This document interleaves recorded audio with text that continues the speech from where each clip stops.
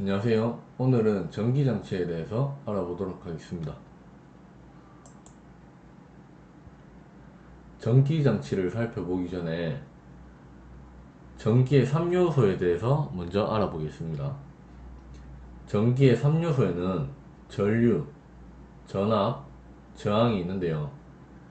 이 세 가지를 이해하기 쉽도록 물과 비교해서 설명해 보도록 하겠습니다. 자, 물이 그냥 흐르는 것이 아니라 수로를 따라서 흐르게 되는데, 전기는 이제 회로를 따라서 이제 흐르게 되죠. 이렇게 흘러가는 어, 양을 우리가 이제 전류라고 이제 표현을 하고요. 그 다음 물이 세게 흐르기 위해서는 그 압력에 의해서 이제 물이 세게 흐르고 약하게 흐르고, 그걸 우리가 수압이라고 표현을 한다면, 전기에서는 전기가 흐르는 힘을 우리가 이제 전압이라고 얘기를 합니다.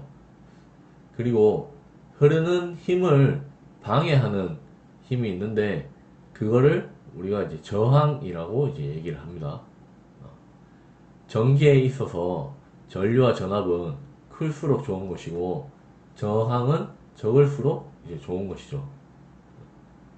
그리고 전기가 한 방향으로만 흐르는 것을 우리가 이제 직류라고 얘기를 하고요. 극성이 바뀌면서 흐르는 것을 교류라고 얘기를 합니다. 자, 위에 이제 기호와 단위를 보시게 되면 전압을 나타내는 기호는 V이고요. 단위는 볼트입니다. 그리고 이제 전류 같은 경우에는 기호가 I, 그 다음에 단위는 암페어, 저항은 R이라고 표기하고 단위는 ohm입니다. 자, 전류 같은 경우에는 그 1암페어라는 뜻이 1초 동안 도선의 한 단면에 통과하는 전하량을 우리가 이제 1암페어라고 얘기를 하고요.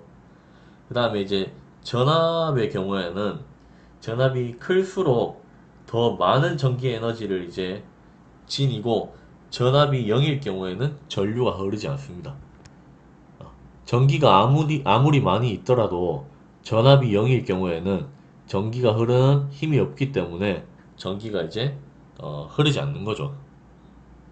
그 다음에 이제 우리가 저항 같은 경우에는 1A의 전류가 흐르기 위해서 1V의 전압이 필요한 저항을 우리가 1ohm이라고 이제 하고요. 우리가 이제 ohm의 법칙이라고 해서 전자의 흐름인 전류는 저항값에 반비례하고 전압에 비례한다는 법칙이 있죠.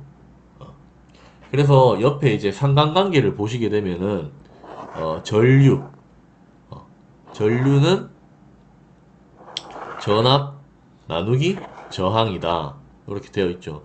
자, 요걸 이제 기호로 표기했는 게 이제 밑에 아래인데요. 그래서 이제 전류와 전압, 그 다음 저항, 이렇게 있습니다. 우리가 이제 요거를 이제 살펴보게 되면은 전류 같은 경우에는 전압 나누기 저항이 되고요. 그 다음에 전압 같은 경우에는 전류에다가 곱하기 저항을 했는 게 전압이다. 그 다음에 저항은 전압에다가 전류를 나누는 값이 저항이다. 이렇게 이제 상관관계를 이제 보시면 되겠습니다.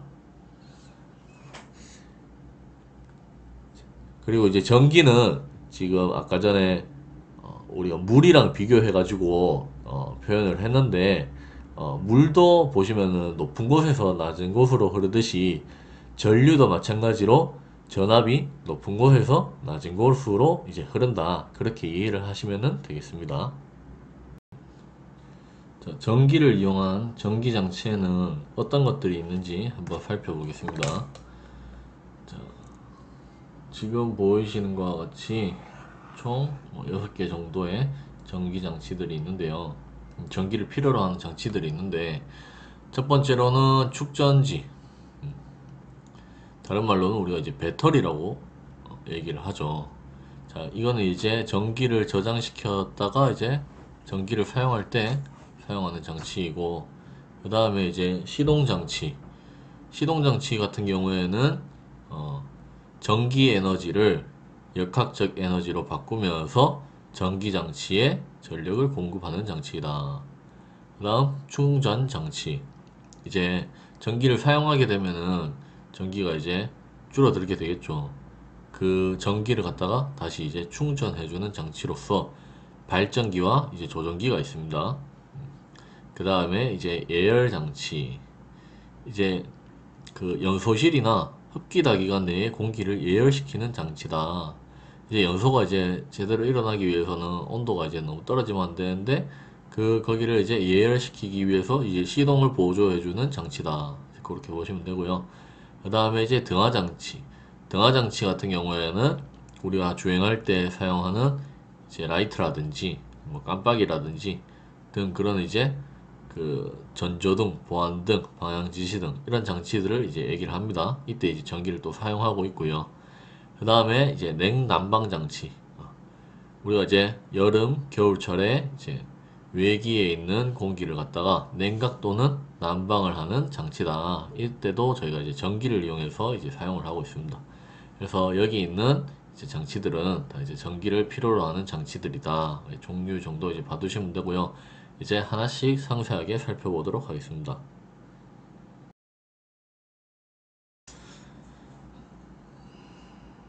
자, 그 다음 축전지. 다른 말로는 이제 배터리에 대해서 한번 알아보도록 하겠습니다. 자, 배터리 같은 경우에는 우리가 이제 사용을 하고 나면은 다시 뭐 충전이 불가능한 사용하고 나면 이제 버려야 되는 그런 배터리를 1차 전지라고 이제 부르고 있고, 그 다음에 사용을 다 하고 나면은 충전을 해가지고 다시 한 번 더 사용할 수 있는 그런 배터리를 우리가 2차 전지라고 이제 부르고 있습니다. 배터리 같은 경우에는 우리가 이제 뭐 흔히들 그냥 이제 전기 전기를 담고 있는 장치다 이렇게 이제 이해를 하고 계시는데, 그게 아니고 이제 전기를 담고 있는 것이 아니라 화학 에너지를 담고 있다가 이제 사용을 할 때 전기 에너지로 이제 전환을 해가지고 전기를 사용하고 있다, 그렇게 이해를 하시면 되고요. 그래서 우리가 주변에서 많이 사용하고 있고 많이 알고 있는 이제 전지들이 크게는 알칼리 축전지, 그 다음 나프한 축전지, 그 다음 요즘에 이제 전기 자동차에 사용하고 있는 리튬이온 배터리, 이렇게 이제 보실 수가 있고요. 요거는 이제 차이점이 어떻게 되냐면은 안에 이제 구성하고 있는 뭐 양극판, 음극판, 전해액 뭐 이런 것들이 있는데, 거기에 사용되는 이제 화학 에너지들이 어떤 것들이 있는지 그걸 이제 살펴보면은 되겠습니다. 알칼리 축전지 같은 경우에는 이제 양극판이 과산화 제이니켈 요게 이제 들어가 있고, 음극판에는 카드뮴이 이제 사용되고 있습니다. 음, 전해액 같은 경우에는 이제 수산화 칼륨 용액을 사용하고 있죠. 자, 납산 같은 경우에는 이제 양극판에 과산화납이 들어가고요. 그 다음에 음극판에는 해면상납을 사용하고 있습니다. 그리고 전해액에는 묽은 황산을 사용하고 있죠. 그래서 이제 요 안에 들어가는 이제 성분이 다르고요. 그래서 장단점 같은 경우에는 납사는 가격이 싸고 제작도 이제 하기가 쉽습니다. 반면에 이제 그 알칼리 축전지 같은 경우에는 이제 그 고율 방전 성능이 좋지만 대신에 가격이 비싸죠. 이런 차이가 있고, 그다음에 이제 요즘에 많이 사용되고 있는 전기 자동차에 사용되고 있는 리튬이온 배터리 같은 경우에는 이거보다 더 가격이 많이 더 비싸죠.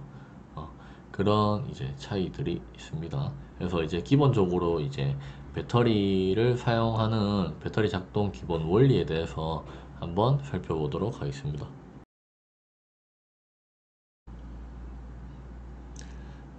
자, 배터리의 구조를 한번 살펴보도록 하겠습니다. 배터리 같은 경우에는 네 가지 요소를 이제 보실 수가 있는데, 양극판, 그 다음에 음극판, 그 다음에 분리막, 그 다음 전해질, 요 네 가지 요소로 이제 이루어져 있다고 이제 보시면 되고요. 양극판과 음극판 사이에서 이제 전자가 이동을 하면서 배터리가 이제 사용되는 원리고요. 우리가 이제 음극판에서 이제 양극판으로 전자가 이동되는데, 그거는 이제 이온화되는 과정에서 전자가 이제 이동을 하는 거고요. 자, 이게 이 안에 이제 구조를 보시게 되면은 음극판에 있는 물질과 양극판에 있는 물질이 서로 이제 바로 직접적으로 접촉하지 않도록 이런 막아주는 역할을 하는 게 이제 분리막입니다. 분리막. 양극과 음극의 접촉을 막는 다공성의 막이다. 막고 있고요. 그 다음에 이제 이런 물질들이 이제 이동을 하기 위해서 하는 매개체, 양극과 음극 간 이동을 가능하게 하는 매개체가 이제 전해질이죠. 전해질. 자, 그렇게 이제 되어 있고요. 그래서 이런 반응을 통해서 이제 전자는 이제 도선을 통해서 이제 이동을 하게 되고, 음극에서 양극으로 이렇게 이동하면서 사용되는 과정을 거치게 된다. 이렇게 되고요. 그 다음 이제 배터리 같은 경우에는 아까 세 가지 정도 종류를 같이 살펴봤는데요. 요즘에 이제 전기 자동차에 이제 많이 사용되고 있는 리튬이온 배터리. 리튬이온 배터리 같은 경우에는 일단 기본적으로 장점이 가볍고, 그 다음에 수명이 엄청 깁니다. 그 다음에 충전, 방전 효율이 엄청 높고요. 그 다음에 이제 알칼리 배터리 같은 경우에는 마찬가지로 가격이 비싼 건 맞지만 이제 충전 시간도 짧고 이제 자기 방전이 적은 그런 이제 특징을 가지고 있는 게 알칼리 축전지다.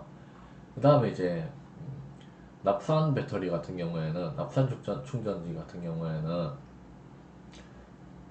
일단 가격은 세개 중에서 가장 저렴하다, 그렇게 보시면 되고요. 그 다음에 충전 시간이 세개 중에서 가장 길다.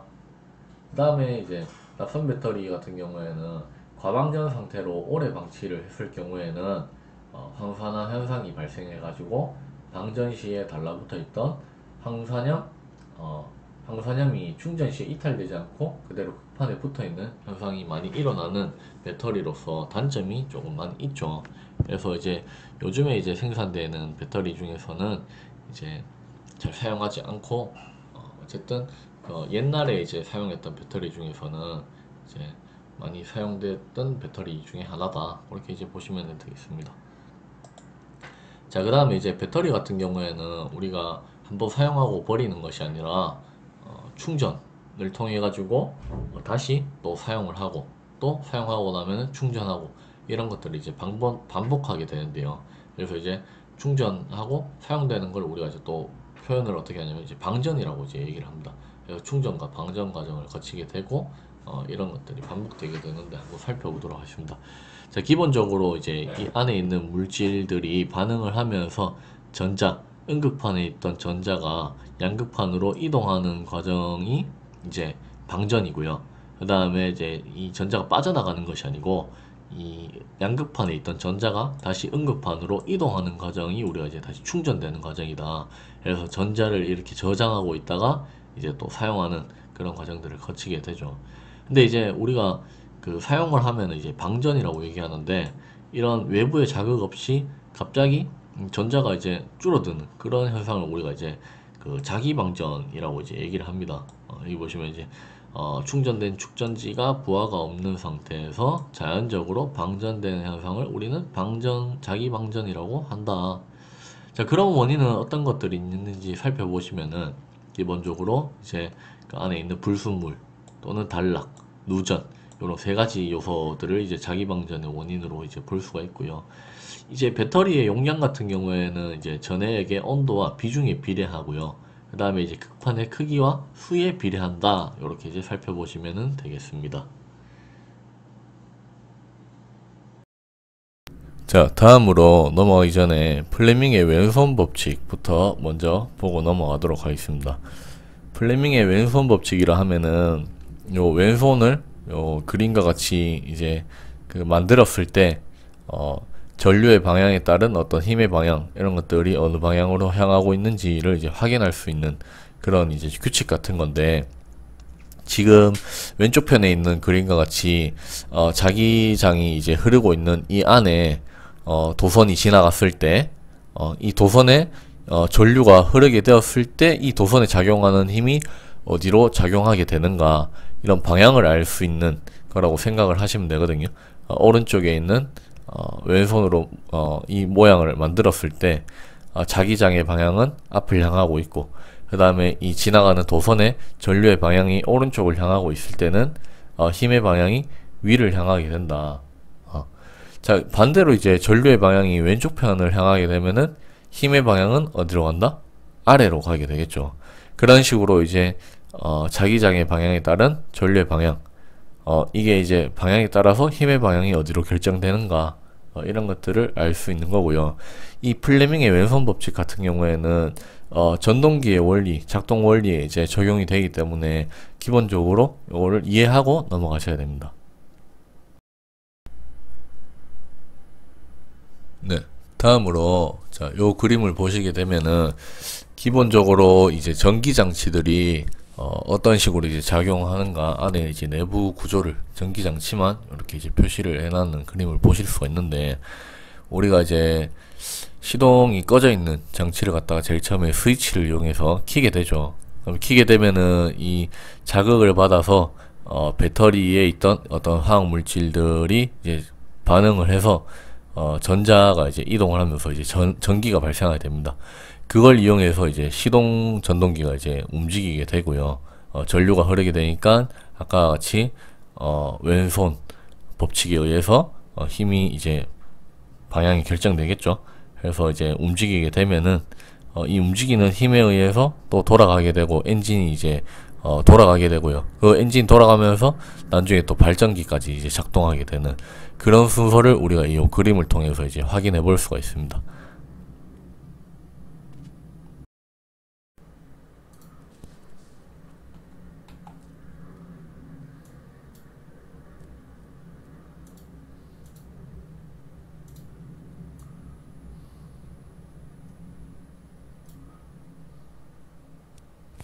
자, 시동 전동기에 대해서 알아보겠습니다. 시동 전동기 같은 경우에는 정지해 있는 엔진의 크랭크 축을 회전시키는 전기 모터이다. 다르게 얘기해가지고는 이제 크랭크 축을 어떻게 회전시키냐면 플라이 휠을 돌려가지고 이제 크랭크 축이 돌아가도록 그렇게 이제 작동을 시키는 거고요. 시동 전동기 같은 경우에는 우리가 직류하고 이제 교류가 있다고 하면은 직류 전원을 공급하는 축전지를 사용하기 때문에 직류 전동기를 이제 사용한다. 그렇게 보시면 되고, 이 전동기, 직류 전동기에 해당하는 이제 전동기 같은 경우에는 종류가 직권식, 분권식, 복권식 요 세 가지로 일단 보실 수가 있습니다. 차이는 직권식 같은 경우에는 회전력이 크고 부하 변동에 따라서 회전 속도가 이제 증가하는 그런 이제 특징을 가지고 있고, 그 다음 분권식 같은 경우에는 회전 속도의 변화가 일단 적은 그런 전동기이고, 복권식은 직권과 분권의 중간적 특성을 띠고 있는 그런 전동기다. 그래서 이제 안에 이제 그 배치를 보시게 되면은 계자 코일과 전기자 코일이 있는데, 이 계자 코일과 전기자 코일이 직렬로 되어 있고, 직권식은, 분권식은 병렬, 복권식은 병렬과 직렬 두 가지가 이제 되어 있는 형태다. 여기에 대한 그 계자 코일과 전기자 코일은 뒤에 그림을 보면서 한번 더 살펴보도록 하겠습니다. 자, 그 다음 기동전동기의 구조를 살펴보시게 되면은 요런 형태로 이제 생겼고요. 아까 얘기했던 이제 계자 코일과 전기자 코일이 요 안에 이제 구성하고 있습니다. 자, 그 다음에 이제 얘네들이 내부에서 이제 돌아가게 되면은 나중에 이 부분에서 이제 플라이 휠과 물리면서 이제 크랭크 축이 돌아갈 수 있도록 작동하는 원리고요. 자, 뒤에 이제 이 안에 내부를 먼저 한번 살펴보도록 하겠습니다. 자, 그 다음 시동장치의 구조에 대해서 먼저 살펴보도록 하겠습니다. 우리가 이제 점화 스위치, 그러니까 시동을 이제 걸게 되면은 여기에서 이제 외부 자극을 줘가지고 이제 배터리에 있는 화학 물질들이 이제 작용을 해서 전기가 이제 흐르게 되겠죠. 그러면 이 전기가 흘러가지고 어디로 가냐면은 위쪽에 있는 마그네틱 스위치에 이제 전기가 들어가게 됩니다. 그러면 이 전기가 이제 흘러 들어가게 되면은 이 안에 있는 코일에 이제 전기가 작용을 하면서 이 플런저가 이제 움직이게 됩니다. 이 플런저가 이제 뒤쪽으로 이제 당겨지게 되는데, 당겨지게 되면서 이 밑에 있는 계자 코일 이쪽으로도 이제 전기가 흘러 들어가게 되고, 이 플런저가 이제 뒤쪽으로 움직이게 되면 앞쪽에 고정되어 있는 이 시프트 레버, 얘도 이제 작동을 하면서 제껴지게 됩니다.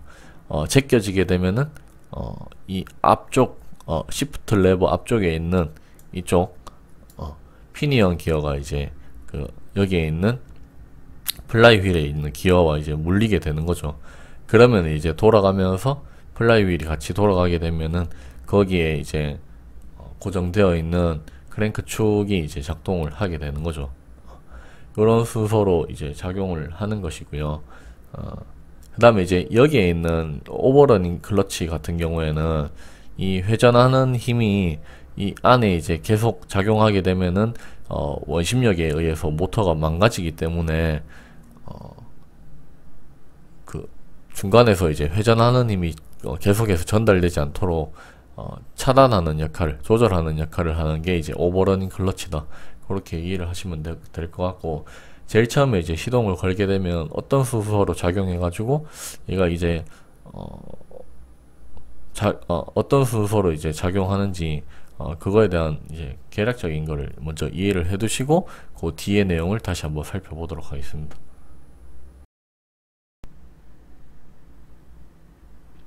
자, 그 다음 그 시동 전동기 안에 내부에 이제 그 작용을 어떻게 하는지 좀 더 자세하게 이제 안에 들여다 보게 되면은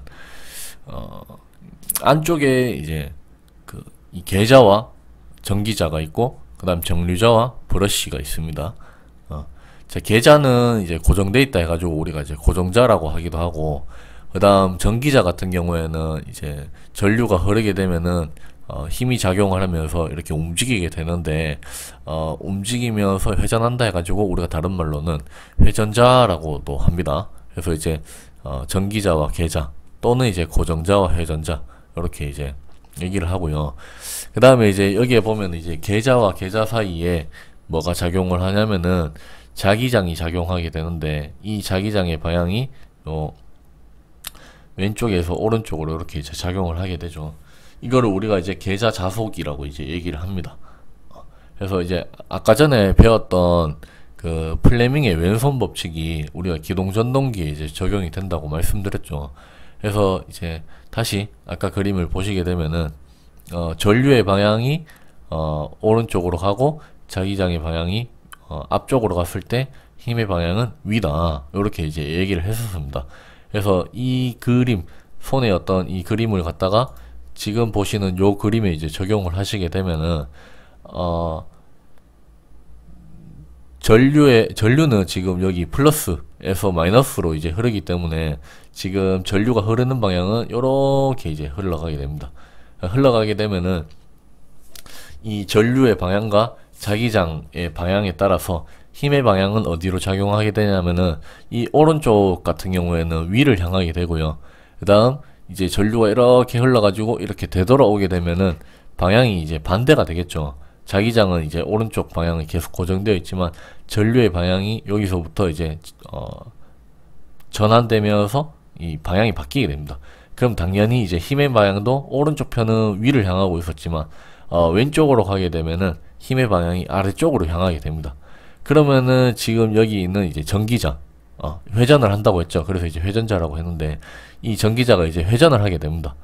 그러면 이제 회전을 하게 되면은 이 여기 이제 동그란 부분, 이 부분도 이제 정류자가 같이 돌아가게 되는데, 정류자에 오른쪽에 요 그림 확대된 거 있죠. 정류자가 이제 요 사이에 이제 끊겨져 있죠.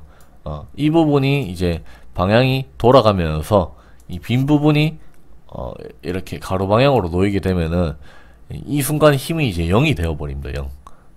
0이 되어 버리고, 그 다음에 이제 그 순간 이제 전류의 방향이 지금 이렇게 흐르고 있는 방향하고 이제 반대로 바뀌어 버리게 되는데, 이 반대로 바뀌어 버리게 되면은 힘의 방향이 이제 위로 갔다가 이 회전자가 돌아갔을 때는 힘의 방향이 위에는 아래를 향하게 되고 아래쪽에는 위를 향하게 되면서 다시 돌아가게 됩니다. 자, 그리고 발전기에 대해서 보도록 하겠습니다. 발전기 같은 경우에는 시동 전동기로 인해서 이제 시동이 걸려서 엔진이 돌아가고 있을 때 발생하는 기계적 에너지를 전기적 에너지로 변환하는 장치가 이제 발전기다. 발전기 같은 경우에는 크게 이제 두 가지가 있습니다. 직류 발전기와 교류 발전기 두 가지 타입이 있는데, 건설 기계 같은 경우에는 주로 이제 삼상 교류 발전기를 사용하고 있다. 그렇게 보시면 될 것 같고요. 그 다음에 발전기의 원리, 앞에서 이제 전동기 같은 경우에는 플레밍의 왼손 법칙이었죠. 발전기 같은 경우에는 플레밍의 오른손 법칙을 따른다. 그래서 이제 오른손에 보시면은 이제 자기장이 흐르는 방향, 전류가 흐르는 방향, 그 다음 도체의 운동 방향, 그렇게 이제 오른손을 통해서 이제 확인할 수가 있다. 그래서 이제 직류 발전기하고 교류 발전기를 이렇게 비교하시게 되면은 뭐 중량 같은 경우에는 교류 발전기가 좀 더 가볍고 출력이 크고요. 그 다음에 그 안에 들어가는 브러쉬 수명도 이제 교류 발전기가 더 길고, 안에 이제 직류 발전기 같은 경우에는 정류자와 이제 브러쉬가 있었다 하면은, 교류 발전기에는 이제 실리콘 다이오드가 들어가는데 이제 정류기입니다. 다른 말로는 이제 정류기인데, 발전기에서 사용하는 전기는 이제 교류이기 때문에 건설기계에서 사용하기 위해서는 직류로 이제 바꿔줘야 됩니다. 그걸 이제 바꿔주는 장치가 이제 요 다이오드다. 그렇게 생각을 하시면 되고요. 그 다음 구조적으로 여기 보시면은 앞에 이제 직류 발전기 같은 경우에는 이제 고정자가 있고, 그 다음에 이제 돌아가는 이제 회전자가 있고, 계작 코일, 아마추어 회전, 이렇게 되어 있는데요. 그 다음에 교류 발전기 같은 경우에는 이제 스테이터가 고정이 되어 있고, 로터가 회전하면서 이제 작동을 한다. 요 두 개가 이제 차이 있습니다. 그래서 기본적으로 이제 우리가 사용하는 거니까, 우리가 사용하는 건 이제 그 건설기계에서는 교류 발전기를 이제 사용하니까, 교류 발전기에 대한 특징과 구조 뭐 이런 것들을 살펴보시면 되고, 직류 발전기에 하고의 어떤 차이, 장단점을 이렇게 비교해 보시면 될 것 같습니다.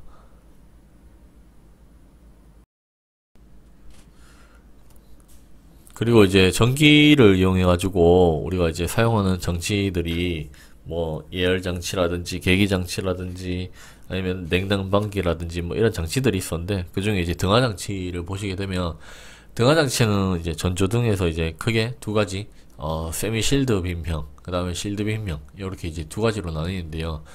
이렇게 이제 사진을 보시게 되면 이제 전구가 들어가냐, 들어가지 않냐, 이제 요 차이입니다.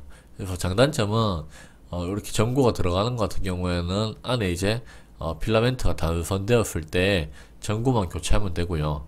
그 다음에 여기 옆에 있는 실드 빔형 같은 경우에는 여기 이제 필라멘트가 이제 나가면은 교체를 갖다가 이 전체를 다 해줘야 되는 그런 이제 단점이 있죠. 반면에 이제 그 실드 빔형 같은 경우에는 안에 이제 요 공간을 갖다가 헬륨이나 아르곤 같은 어떤 가스를 채워 넣음으로 해서 사용하기 때문에 반사경이 흐려지거나 이런 것도 없지만, 세미 실드 빔형 같은 경우에는 안에 이제 그 흐려지기가 이제 쉬운 구조로 이제 되어 있다. 그렇게 이제 장단점이 서로 있습니다. 이 두 가지 형태의 어떤 전조등을 볼 수가 있고, 우리가 이제 전기 장치를 이용해 가지고 이런 이제 등화 장치를 작동시킨다. 보시면 될 것 같고요.